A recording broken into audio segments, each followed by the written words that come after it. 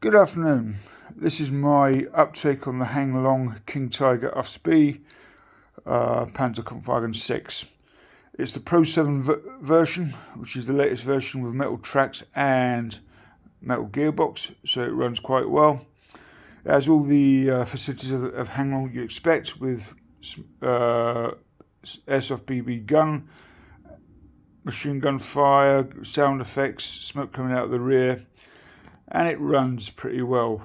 I've managed to slow the mechanisms down so it actually simulates like a real tank and doesn't go scooting across the ground as a race car, more in line with what a real tank would look like. I wasn't happy with the Heng Long tank as it stood. It's a good model as it stands, but it's a bit unrealistic, so what I've tried to do is I've changed it around slightly to actually make sure it looks more in keeping with the real tank. It's not 100% correct, so don't expect that, but what I like to do now is just show you some of the things I've done with this to make it look a lot better than it does. Basically, if I zoom in, you can see the actual decals on the side of the tank, 105 with the German cross, and on the front there, the insignia for the 1st SS Panzer Division Liebstar Adolf Hitler. These come from a company called Panzertrupp, which is a company that does lots of insignia for tanks, not just German, American as well, and Russian.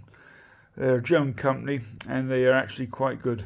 Hence the reason there's no swastika in the flags, because obviously in Germany the swastika is banned. We won't go into the politics behind that.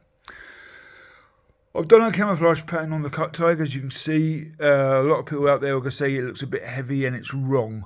Well, on looking at numerous photographs I've seen, and a dozen or so that I've got in my personal collection that have come from a couple of veterans from the commandos.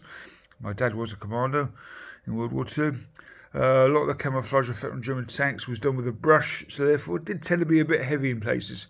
So again, I've decided not to airbrush. I've gone to try and get the real effect. It's not exactly 100% right, but it's good enough. If you take a good look at the loaders and driver's hatches there, the handles on the Heng Long Tiger are always moulded. They're not don't look like a handle. They're more just a moulded piece of plastic. I've shaved those off and replaced those with paper clips, bent into the right size and shape, and it gives the tank a more sort of realistic feel. I've actually done some work on the actual camouflage itself, and I've kept weathering to a minimal, but I've made it look like the tank's been sitting outside for a while, hence the dirt and dust streaks going down it.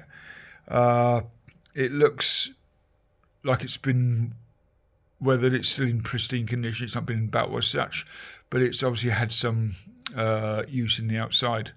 The spare links themselves have been coloured up, painted with gunmetal paint mixed with a bit of grey, and then I've included some rust streaks and dirt to actually make them a bit more realistic. I've had a problem with the pin marks on these spare links. I can't seem to get rid of them. No matter what I've tried, it keeps going wrong. So in the end, I've given up and left it as it is. But as you can see, the effect is quite good.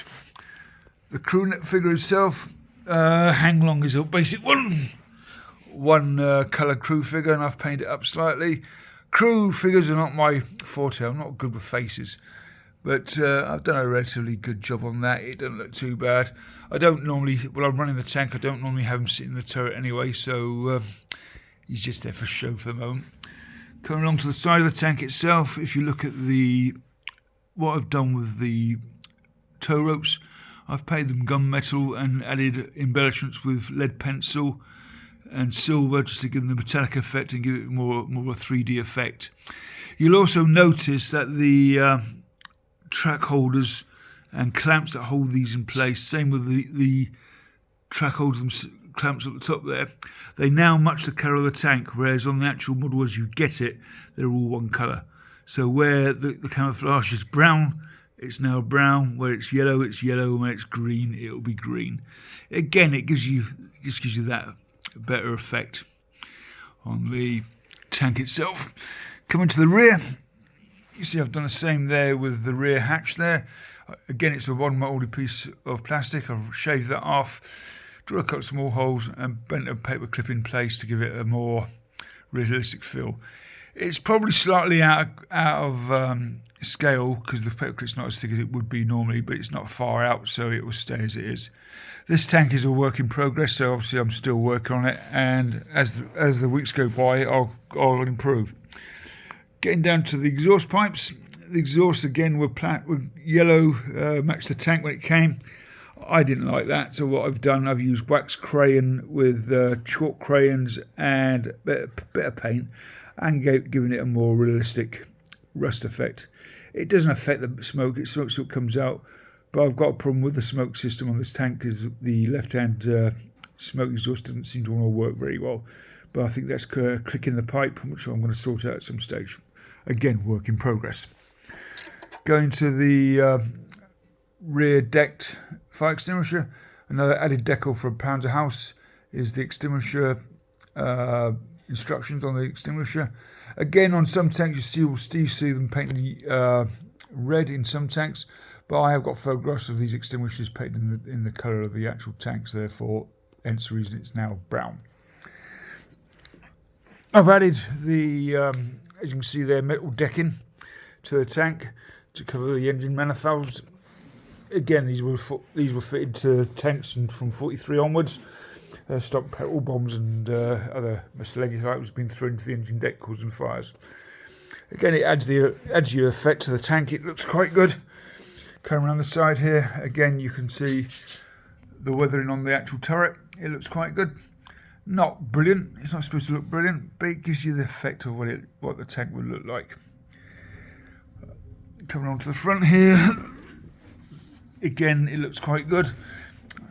And the end result, it's not perfect by any means, but for what it is, a radio controlled toy, it's not a bad representation.